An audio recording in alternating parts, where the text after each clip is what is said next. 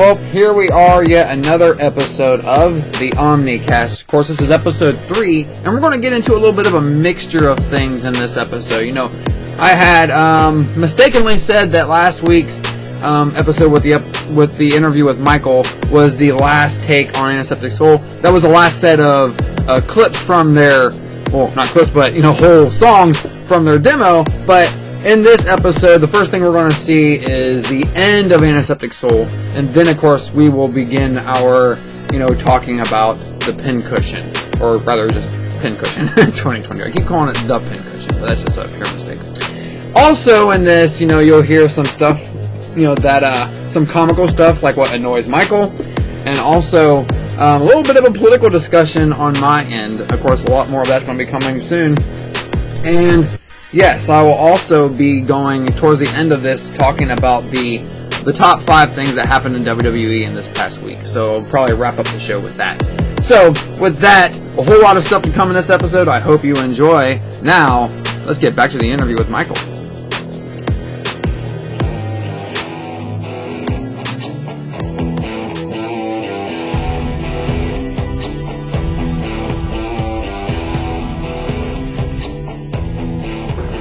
So, but obviously I'm trying to establish the history of your involvement in music. And obviously, and it's like the appropriate indecency segments of what I'm going to call the Omnicast, where I talk about anything and everything. I want it to be funny at times, I want it to be serious at times. We talked about this because we like to do our nerd shit as well from time to time. Yeah. All of that's all well and good. I have a whole bunch of content I'm going to put on here from all my other podcasts I've been involved in, except for the ones with Gary. I'm wanting to, because he and I have our own thing. I'm wanting to put all my personal podcasts, including the one with you, on here. And also wanting to do special guests and stuff from time to time, just trying to do some cool stuff with it. Anyways, I established the history of all of this, and the last thing I want to talk about regarding Antiseptic Soul was my all-time favorite performance of you guys, the one at the high school. The talent show. I can't find the video for it. It was on Tony's profile. I can't find it anymore. Which is depressing because I tried looking for it too. I want to. It's such a good performance because at the end of there's a number of things that are awesome about that performance that I loved hearing because I would listen to it numerous times. I know Mom loved it too. Number one, the way the crowd reacts when you guys started performing. Yeah, once I started singing, the crowd lost their shit. Yeah, they lost it. And you said there was like over 1,000 people that were in the auditorium? Yeah, it was about. Because I recently was in that same auditorium to do the political debate that I was in. Yeah. So I was in that candidate forum, and we were in that same auditorium. My very first thought when I came up there, the last Crawford who was up there was you, doing your thing. And here I was trying to do my thing. So the awesome thing about that, like, number one, I love the crowd reactions before, in the middle, as Corey and Tony start performing, like they start cheering with that, and then when you start singing, like you said, they erupted, they lost their shit. I love then that. After you guys were done, they lost their shit again. Now, the one thing that's not in the video, though, because it just captures the beginning and end of the song. Yeah. The one thing that's, like, I love the light show and everything you guys got going on. They did a good job with the lights. I mean, they're really good about that stuff. But I remember you mentioned after the show, a lot of people in the audience, arguably even most of them, were wanting you guys to win the talent show, but you guys didn't. We had a few people come up to us to say that it was bullshit that we didn't win. That was like right after we stayed until the end of the talent show, and as we were leaving, like I had a couple people come up to me and say something to me, like at least 2-3 people came up and was like, I don't understand why you guys didn't win. You guys killed it, and blah blah blah. Right. We actually got one of my friends on Facebook. Ashley. What is her last name? So Ashley Dodson, you were saying? Yeah, Ashley Dodson. She was actually really a big fan of ours for a while, and would she come to some of your guys' shows and stuff? She came to. She saw the high school show. I can't remember if she came to any of the other ones, but I remember one time she came over to band practice and gave us a fan sign because she, if I remember correctly, she had it in the crowd during the talent show. That's awesome. And she gave it to us, and we hung it up in the band room, and it was awesome. A little inspiration for you guys. Oh yeah, it kept the. But I know that was like the highlight there because Mom got to watch your guys' performance online. Like the things I wish I could put out to the public if I could go back and do anything, I would record constantly, because like honestly, the stuff that you hear online, in my opinion, has nothing on how it started to sound before I made my departure. It would have been better. So good. Sorry, I'm not going to interrupt you there, right? It would have been better if you guys had recorded like how Korn recorded Clown. They did it in the studio together. Yeah. And it's sort of like as a band performance. Yes. That's why one of the reasons why Clown came out so awesome. Yeah, but like, oh no, it's just it was amazing. It was amazing. It was. They still had a studio recording, which was just awesome. Yeah, it wasn't like studio. It was technically in the guy's house, but he had studio quality shit. Right. I just remember we all, like, Mom had to give them some money to pay for it and everything. Yeah. Which is cool. But now, with technology the way it is, over a decade later... Well, Mom paid a little bit for that. I think like $250. Yeah, I remember. Something like that. Corey's mom fitted most of the bill, and if I'm not mistaken, she actually also footed the bill for me to get voice lessons, which I only went to one class. Right. And it was more just like an introduction class. Like, she taught us a couple tricks on how to use your voice more and everything, and she actually kind of... Didn't you stop going because of what happened with the bands falling out? No, what happened was Mom needed me. She actually called me on the way back from the voice lesson and told me that she needs me 24/7. That's when I started. And that's when I the care started from Mom. We could definitely get into that at another time if we ever get to that, because it is just such a tough subject. But but that was kind of, unfortunately, everything with Mom at the end there, and I will never put blame on Mom because she was not to blame. It's just we had our responsibility. My mental state, honestly, is what to blame. Right. For the but I mean, it was all connected. Yeah. In some way. It was connected, but Mom will never be the reason. No. She was a lot of the inspiration. No, I'm the reason why shit happened the way it happened. Right. I should have seen certain things happening, and if I would have, within the band. Yeah, well, not within the band, because it wasn't even within the band. It was me. I was showing up late, and certain things were happening. I was actually to the point of where it was like I couldn't go like 2 seconds without being high or having some sort of alteration with my mind.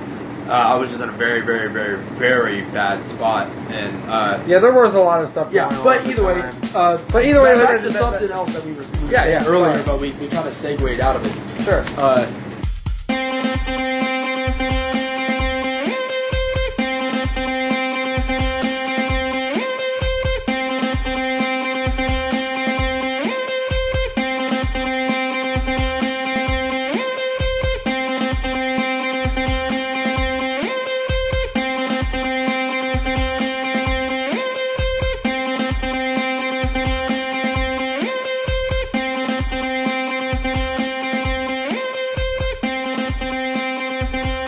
Ready? I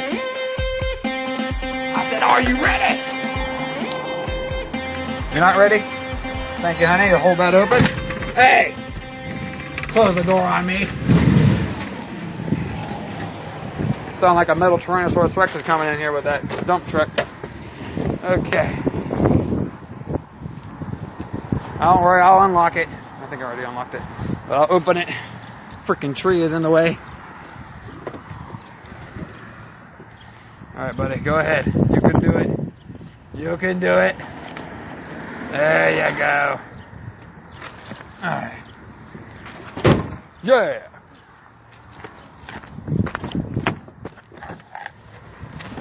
Woohoo!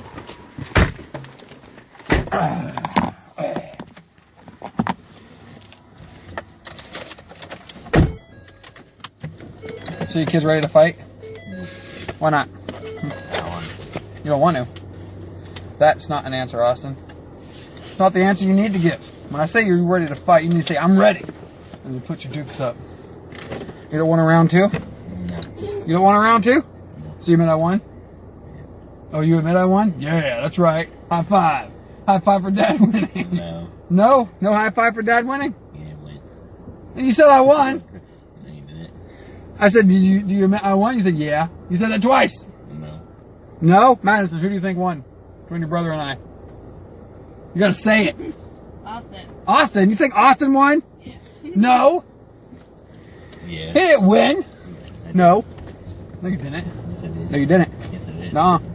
I will beat you again. I will beat you here in the car. Even if we wreck. Raise your hand if you think Austin won. No, I almost raised my hand. No, this is not how it works. I don't know why I almost raised my hand. 2v1. No, no, no. Austin did not win. I won. I won. Brats. You're the brat here. I'm not the brat. You're the brat. You're the nerd. Well, I mean, you're right, but still, you're the brat. I'm definitely a nerd. I have to own that. So, yeah. Anyways, moving on. How about a noogie, Austin? No? No noogies? Why not? Why no noogies? Why don't you want a noogie? Because I don't. Because you don't? That's not an answer. You have to justify your lack of desire for a noogie, Austin. What's wrong with the noogies, huh? I want one. You don't want one. That doesn't describe what's wrong with it. What is so bad about noogies that you're not allowed to have one? That you're not letting yourself have one. You're not letting me give you a noogie. Yeah, because I want you to. It's a family tradition, Austin. I gotta give you noogies. That was a family tradition. A family tradition that I started. Actually, no, that my dad kind of started on me. I don't know who did it to him, but still, I have to pass on the noogie tradition, Austin. And then you have to pass on your noogie tradition to someone else. Okay? Yes. Yes, you do. So if you ever have kids, you have to noogie them. And then, of course, they will occasionally try to noogie you too. So, alright. How about a noogie? In 3, 2, 1, 0. Let's go. You can't block me. No, I wasn't counting down because of the light, Austin. I was just counting down in general. You have to let me give you a noogie when I count down from 3. Okay, so let's do it one more time. So in 3, 2, 1, noogie time. Let's go. Austin, quit blocking me. We gotta do this noogie. Madison's too far behind. Madison would appreciate Okay, I guess I'll go. it too. What was that? Madison would appreciate it too. Madison would appreciate a noogie? I know she would, but she's next. Would int. Wood int? Wood int? What's an int? Why does it live in wood? Look. What? What'd you just call me? Stupid. No. No. That's not how this goes. You don't call me stupid, and oh my god, I got hit with armpits. No, the armpit assaulted me just now. Like, my nose is screaming in agony because of the invasion of my nose hairs. Austin's like, just like waved his armpit, and my nose was like, oh god, please, no! And that's how it happened. But back to the noogie conversation. I must give you a noogie. Now this is going to be the last chance that I give you to let me give you the noogie. Otherwise, it's going to be all chaos, and it's going to be hammer time. So, in 5, 4, okay, I forgot to tell. When I count down from 5, you have to let me give you a noogie. So in 5, 4, 3, 2, 1. We gotta wait for. Okay. I don't want to get hit by this truck. 1. Noogie time. Let's go. Austin! Why do you block the noogies? I want you to give me one. Fine. That's it. I told you it's hammer time. Let's cue the music. Hammer time. No. Come on. Quit blocking it during hammer time. No. Come on. Austin. You gotta let it have your arm. I gotta use it to drive. The other one. I don't have like multiple hands here, Austin, except for, well, I mean, I do have 2, so that is multiple, but I'm just saying, I don't have more than 2. So I need this hand to drive. You're an idiot. So, see, if I was an idiot, I wouldn't know that I needed 2 hands to drive, Austin. Yeah, but you're an idiot. I know he's an idiot in this fucking red car trying to hit me in the ass with his fucking car. I swear you fucking hit me, asshole. And I'm going to punch you right in your bunghole. That's what's going to happen. What the heck? She'll be like, why are you bending me over to punch you in the asshole? That's what's going to happen. Now you'll shit and it'll hurt. Alright. Fine. 3, 2, 1, noogie time. Noogie time. Alright. You barely got me. I got you. I barely and still got you. No. Yes. No. Yes. Yes. Yes. In the words of Daniel Bryan. Yes. Yes. Yes. Yes. Yes.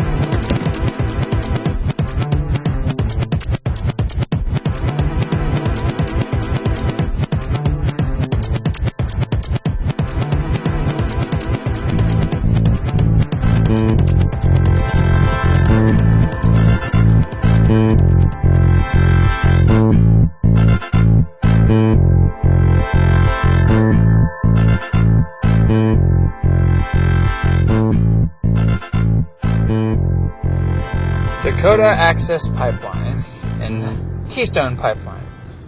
What are these things, and why are they suddenly back in our vocabulary?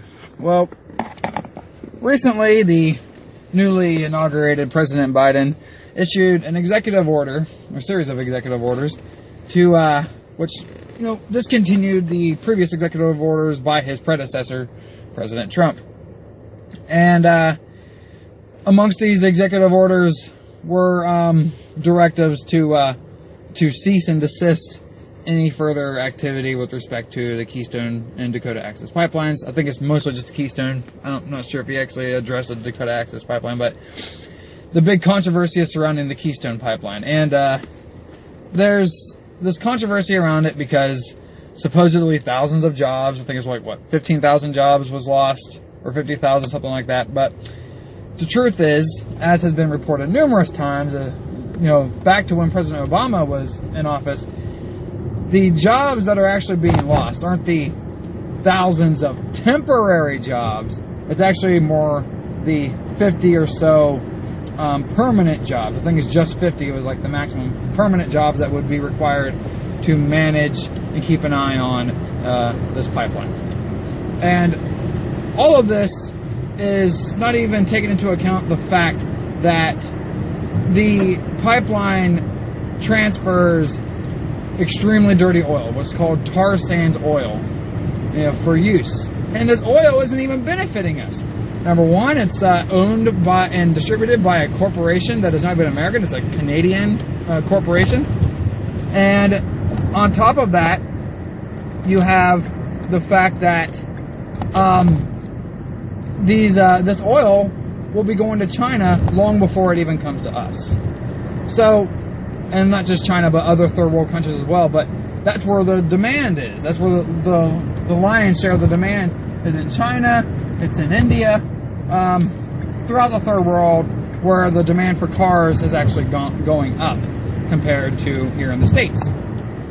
So that's where the controversy is. It's right-wing media and, of course, Republicans.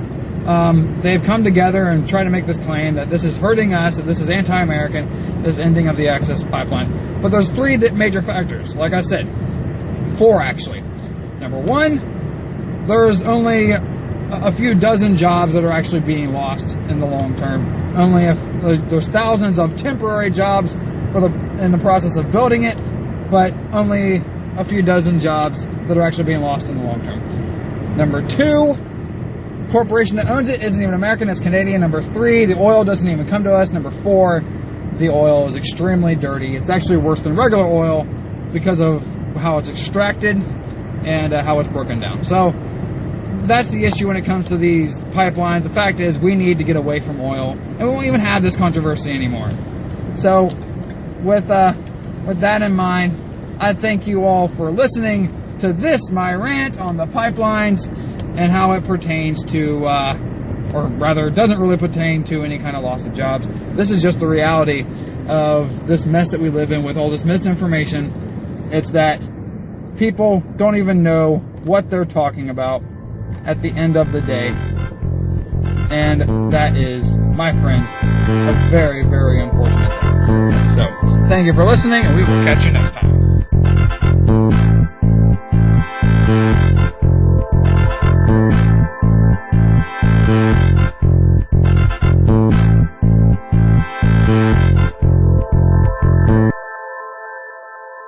Talking about the album. What do you mean, the new album? Yeah, the new album, and I was saying that we're aiming to release 3 albums this year. Yeah. So there's going to be Pincushion. Next one's going to be what? Marionette. All right. What's the third one supposed to be after that? Working title. What's the working but title? we think we have what it was supposed to be already. We just moved back Marionette. We just moved back that title for Marionette because me and Bragg. You guys had a concept in mind. Well, he had a certain concept with the one, and I kind of talked to him about it. I was like, hey, how about it be this? Because the concept was like you're being controlled and everything. And I was like, well, we have a lot of things that control us, and our main control with us is our emotions. Our emotions control our actions super heavy. Right. We either do or don't do things because of certain emotions. Like our emotion of love or our caring for something or our passion for something. It's something that has to do with how much we care and love and all this other shit. Right. And like love makes us feel this way and love makes us want to do this and blah blah blah blah. There's a lot to it, but it kind of became marionette because we are the marionettes and our hearts are controlling us. And that's the reason why the imagery for the album cover is the way it is. Lazy boys with lazy bums drive you crazy like racing cars. Right. But yeah. Real quick question about the album cover. Now, the album cover for Pincushion is like a teddy bear who is basically it's a pincushion teddy bear. It's kind of like a voodoo doll. Okay, I guess it is more of a voodoo doll. It kind of reminded me of like the Issues, like Korn's album. I brought that up to Bragg. Bragg's the one that made that. He does all the artwork. Okay, that's what my question was going to be is who did the artwork? Bragg did the artwork. I came up with the concept look of marionette, but he took liberties and he made his own shit. I thought of it as something else. I was thinking about both of us being controlled by a marionette, but he took not marionette, but by the fucking things that hold him up. I can't remember what they're called. I know what you mean. Yeah, the little sticks that they use. Yeah, the strings are on. Yeah, I can't remember what they're called. Yeah. I can't remember what it's called either. But either way, I was thinking about both of us being marionettes. Like we're like we were puppets. actually the puppets. Yeah, we're kind we're of dangling there. Yeah. But he took that concept and instead of making two different marionettes, he made a marionette holding you like mend it together. Or? No, it's holding both of our heads. Okay. That's the photo. I see. So the marionette itself is holding you guys. Yeah. And in the middle of the marionette, you see the broken heart, and it's to symbolize our emotions controlling us. Okay. So that's cool. So you have a working title for the third one. You haven't quite figured out what the name's going to be. Well, I'm pretty sure, but I'm not going to release that yet. Okay. I'm actually going to leave that up to Bragg.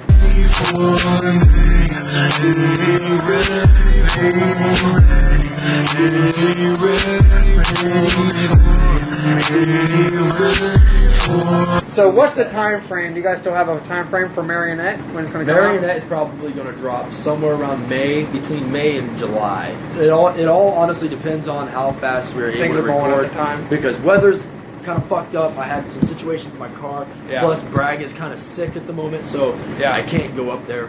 It's kind of hard to record at home and send them stuff. Yeah, well, he wants me to get this certain microphone that you can hook up to your phone.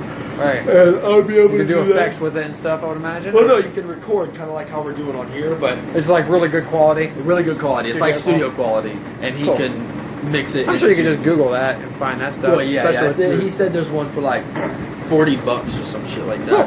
Yeah, that's pretty within range. But I like to do it in person. I like to be there. Oh, of course. It's there's something special about that. Yeah, and like having the headphones on. He wants me to get these certain headphones too, and like.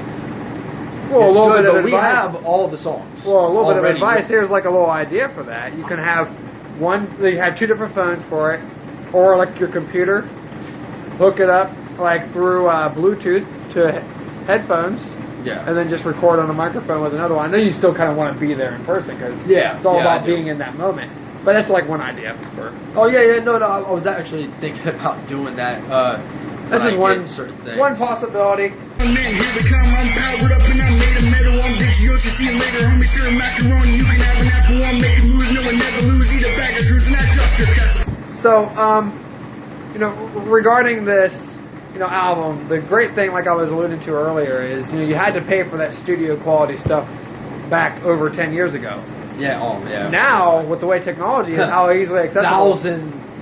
Thousands of dollars for a lot of these cases. Well, I think for one studio session of I think it was like 8 hours or so. I think we paid. Well, I think because technically Corey's mom paid. Corey's mom footed the bill, and it was like. I think it was like $1,800, $2,000, something like that. That's insane. I can't remember the exact price, but it was anywhere between $1,800 and like $2,500. And that was really important. Everyone's parents supporting your guys' effort. Oh yeah! Oh my God! Like Corey's parents. No idea how much it takes to really be in this shit. And right. Like just doing the little things. Like don't get me wrong, me and Bragg have it easy compared to what it would have been back then. Yeah. Because now it's relatively fucking easy as shit. As long as you know how to mix or you have somebody that knows how to mix shit. Right. I just do it remember who properly. the original bassist was for Nicotine. It was Chas, wasn't it? Yeah, Chastity, yeah. Yeah, Chas. I just remember that. Yeah. Anyways, go on. So the cool thing, like I said, is with the technology nowadays, how easily accessible it is. It's affordable now. You can have this stuff on your computer. phone. Right. And that's just the awesome thing. You guys both can make my single songs off that album before I go. what beats you created yourself. are beats that I created. I created those myself. Factions of a tortured soul. Believe me, I've lost all control. Looking for that one messiah to relieve this pain and take me higher. Keep me from that burning fire. But the sins I've acquired, the devil's pulling me below. So I kill you all before I go. And I use this app on my phone called GroovePad. See, that's just awesome. Wait, is it called GroovePad? Yeah, I think you told me GroovePad. once because I was going to One use it word. for, and that's just awesome. Oh yeah, and I have one of the beats for our songs up on it right now. Because I practice it almost every day. Is this for one of your new songs? Yeah. I'm going to get it.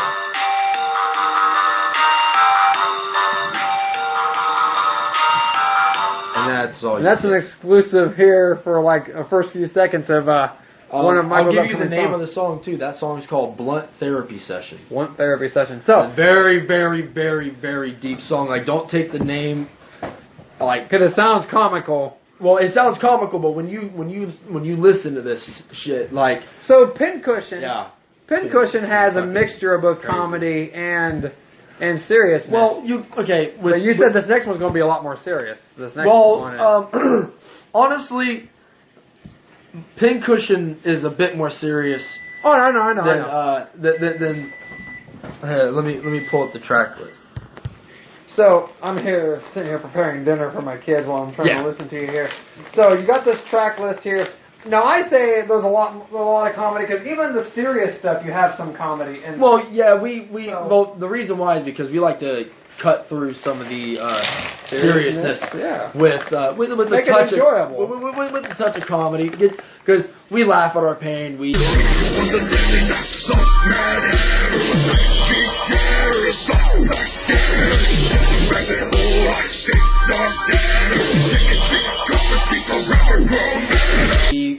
and even though we're crazy, we some of the put inspiration some from comedy that. in it. What we see with ICP and stuff. And is that some of the inspiration? Well, Their style. see, we don't want anybody to sit here and think just because like occasionally we'll wear face paint or anything that we are trying to be ICP, because we are far from trying to be literally anything but ourselves, and that's the reason why we're so unique with our sound. And like, I get it. People out there have similar subject matter in their music and shit like that, but we don't want to be anybody but us. Like, don't get me wrong, like, inspiration as from where we came from of that, like, maybe in Lights, like, we got inspiration from everything from Eminem to ICP to Tech 9 all the way to Jonathan Davis through to Nathan Explosion from Death Clock. Like, So you definitely we have such a hear wide Jonathan variety. Davis. What am I fighting for? All the blood has been paid. My defenses are broken. What is dawn to this night? Lay me down upon my shield. This time I'm choosing not to fight. Inspiration in there. Obviously, definitely hear the inspiration from the Juggalos, because obviously you consider yourself to be a Juggalo. We are definitely juggalos. We are. I'll touch on that subject At another time. because that I could go on for hours about that one, because some shit has changed in the community. You literally had an episode where you talked about going to the gathering. Yeah, And, I love the gathering. You just went to a second gathering too. Yep. What was it, last year, right? Yep. This past year, I went back home. Right. Oh my God, I love being the guy. The only And they weren't even going to come back in the area. is having them fucking like M80s thrown at your fucking like feet and shit. That was from someone in the crowd, though, wasn't it? Yeah, that's a few people that do that. I'm not a big fan of that because. Oh, like, is it a tradition? Well, it's kind of a thing that some people do. Like, I'm not a big fan of it because, like, if that shit lands, explosive. well, that shit hits, if that shit explodes as like you step on it or something, you're fucked. Right. Because those are fucking loud, and I had some of that shrapnel fucking smack me hard as fuck. I But remember you mentioned that. Yeah. Other than that, like it's a fucking fun experience. Like you're gonna have the fucking time of your life, and if like you're really social, man, you're gonna meet some really good people. Like, Oh yeah, from all around the country, even the planet. yeah, well, from around the planet. Yeah, people come from all around the world to come to the gathering. But either way, back to what I was saying. Like I got the. No, you're good. I got the. We got ADD. It's all good. Yeah. You know I had to close my soul today. I was born as a kid, hard to show now darkness grows. Why am I so torn? Trying to stay in the light when I'm lost in the night. Spiritual falling many levels, torture cheetahs by your light, turning angels into devils.